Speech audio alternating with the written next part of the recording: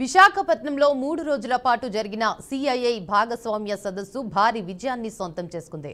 మొత్తం 613 ఒప్పందాలు, 12 రంగాల్లో 13,26,000 కోట్లకు పైగా పెట్టుబడులు, అలాగే 16,31,000 ఉద్యోగావకాశాలు సృష్టించేందుకు సంతకాలు జరిగాయి.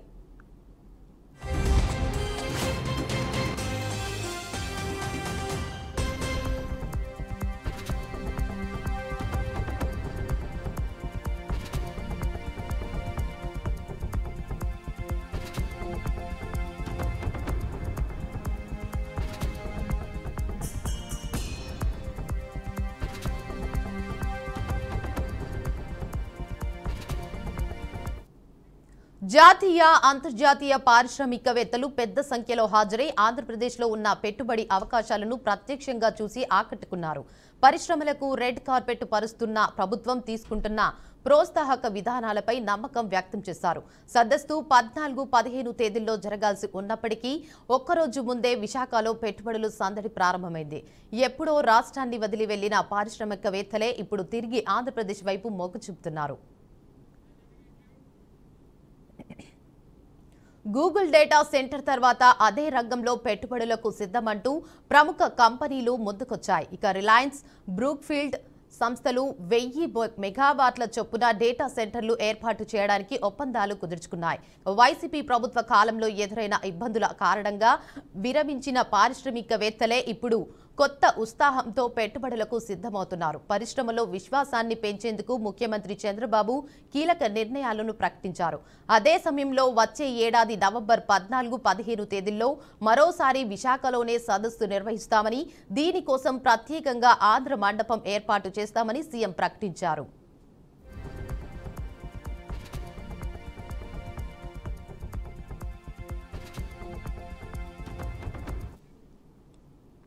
ఇక ఇదే అంశంపై మరింత సమాచారాన్ని మా ప్రతినిధి శ్రవణ్ అందిస్తారు. చెప్పండి శ్రవణ్, అప్డేట్స్ ఏంటి?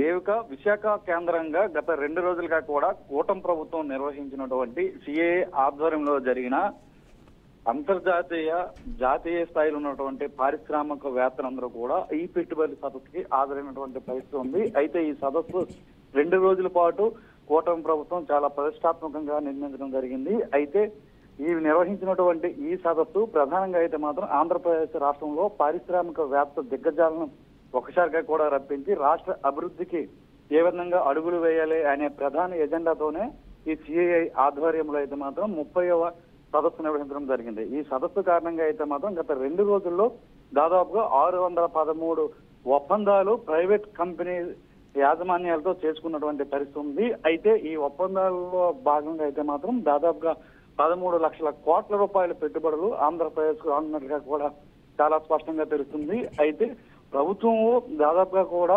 7-8 లక్షల కోట్ల రూపాయలు పెట్టుబడిదారులు వస్తారని ఒక అంచనా వేసినప్పుడు కూడా కార్పొరేట్ సంస్థలకి అలాగే పారిశ్రామికవేత్తలకి రెడ్ కార్పెట్ వేసి ఆహ్వానించినటువంటి పరిస్థితుల నేపథ్యంలో 3000 కంపెనీల నుంచి ప్రతినిధులు హాజరయ్యి దాదాపుగా కూడా 13 లక్షల కోట్ల రూపాయలకు సంబంధించినటువంటి ఎంఓయూలన్నీ కూడా వేయడం జరిగింది. నేరుగా ఈ కార్యక్రమానికి అయితే మాత్రం ఏపీ సీఎం చంద్రబాబుతో పాటు మంత్రి నారా లోకేష్ తో పాటు కేంద్ర మంత్రులు, స్థానికంగా ఉన్నటువంటి మంత్రులు పర్యవేక్షణలో ఈ కార్యక్రమం అంతా కూడా విశాఖ వేదికగా జరిగిందని చెప్పవచ్చు. దాదాపుగా తద్వారా ఆంధ్రప్రదేశ్ రాష్ట్రంలో ఉన్నటువంటి నిరుద్యోగులకి దాదాపుగా 16 లక్షల మందికి ఉద్యోగ అవకాశాలు వచ్చే విధంగా అయితే మాత్రం గత 2 రోజులుగా జరిగినటువంటి సిఐఐ సమ్మిట్ ద్వారా అయితే మాత్రం కూటమి ప్రభుత్వం ఒక అంశాన్ని కూడా ప్రజలకు తెలిసే విధంగా విడుదల చేసినటువంటి పరిస్థితి ఉంది. అయితే ప్రధానంగా అయితే మాత్రం రిలయన్స్, బ్రూక్ఫీల్డ్ లాంటి పెద్ద బడా కంపెనీలు కూడా 1000 మెగావాట్స్ తో ఇక్కడ డేటా సెంటర్లను ఏర్పాటు చేయడానికి ముందుకు రావడం అయితే మాత్రం ప్రధానంగా కూటమి ప్రభుత్వానికి మరింత ఆనందాన్ని ఇచ్చినటువంటి పరిస్థితి కూడా ఉంది. అయితే గత 5 ఏళ్లలో అయితే మాత్రం వైసీపీ ప్రభుత్వ హయాంలో వెళ్లిపోయినటువంటి కంపెనీ ప్రతినిధులు సైతం ఈ సదస్సుకి హాజరవడం పట్ల అయితే మాత్రం కూటమి ప్రభుత్వ నేతలు హర్షం వ్యక్తం చేస్తున్నటువంటి పరిస్థితి ఉంది. అయితే పారిశ్రామికవేత్తలందరికీ కూడా ఇవి ప్రారంభించడానికి, ఈ పరిశ్రమల నిర్మాణానికి అనుమతులకు సంబంధించి అయితే మాత్రం కేవలం 30-45 రోజుల్లోనే పూర్తి అనుమతులు ఇస్తామంటూ కూడా కూటమి ప్రభుత్వం చెప్పినటువంటి పరిస్థితి నేపథ్యంలో అయితే మాత్రం ఊహించిన దానికన్నా అధిక మొత్తంలో పారిశ్రామిక దిగ్గజాలంతా కూడా ఇక్కడికి హాజరైనటువంటి పరిస్థితి ఉంది. దీంతో విశాఖ నగరం అంతా కూడా సందడి వాతావరణం నెలకొందని చెప్పవచ్చు.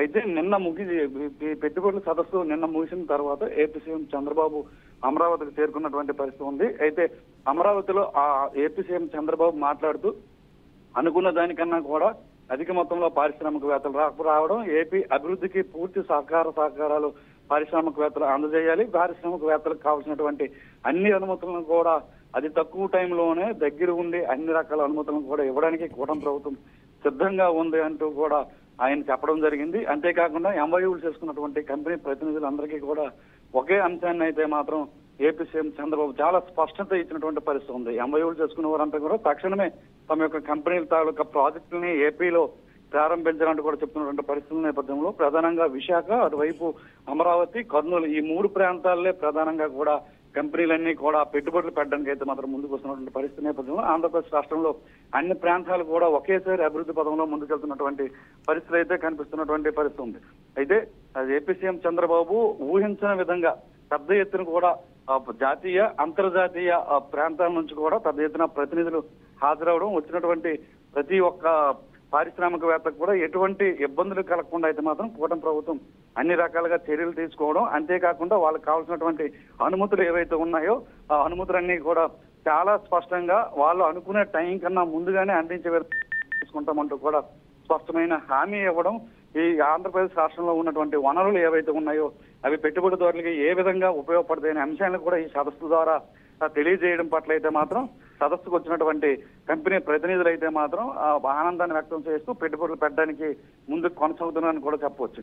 అయితే ప్రధానంగా అయితే మాత్రం కూటమి ప్రభుత్వం ఆంధ్రప్రదేశ్ రాష్ట్రంలో ఉన్నటువంటి అన్ని ప్రాంతాలను కూడా అభివృద్ధి చేయాలి. ఇక్కడ ఉన్నటువంటి నిరుద్యోగ యువత అధికంగా ఉన్నటువంటి పరిస్థితుల నేపథ్యంలో 20 లక్షల ఉద్యోగాలు ఇవ్వడానికి ఇప్పటికే మంత్రి నారా లోకేష్ ప్రయత్నం ప్రారంభించినటువంటి పరిస్థితుల నేపథ్యంలో ఈ సిఐ 30వ సదస్సు అయితే మాత్రం గ్రాండ్ సక్సెస్ వచ్చినటువంటి పరిస్థితుల నేపథ్యంలో ఇక్కడ కూటమి ప్రభుత్వ నేతలు కూడా ఆనందం వ్యక్తం చేస్తున్నటువంటి పరిస్థితి ఉంది. అయితే వచ్చే ఏడాది కూడా విశాఖ వేదికగానే మళ్ళీ సిఐఐ తాలూకా సమ్మిట్ ని మళ్ళీ ఏర్పాటు చేస్తాము, మరిన్ని కంపెనీల్ని పెట్టుబడులు పెట్టే విధంగా వాళ్ళందరికీ కూడా రెడ్ కార్పెట్ పరుస్తాము అంటూ కూడా చంద్రబాబు చివరిలో ఒక కీలక వ్యాఖ్య చేసినటువంటి పరిస్థితుల నేపథ్యంలో అయితే మాత్రం మరో ఏడాది కాలంలో మరో 10 లక్షల కోట్ల రూపాయల పెట్టుబడులకు సంబంధించినటువంటి కంపెనీల ద్వారా ఎంఓయూలు చేసుకుని ఆంధ్రప్రదేశ్ రాష్ట్రాన్ని దిగ్విజయంగా ముందుకు నడిపించే విధంగా ప్రతి ఒక్క అడుగు వేస్తామంటూ కూడా ఏపీ సీఎం చంద్రబాబు చెప్పినటువంటి పరిస్థితుల నేపథ్యంలో రాష్ట్ర ప్రజలంతా కూడా ఆనందం వ్యక్తం చేస్తున్నారు. ప్రధానంగా ఈ సిఐఐ సమ్మిట్ కి ఇటుపక్క పారిశ్రామికవేత్తలు అలాగే పారిశ్రామిక దిగ్గజాలతో పాటు కూడా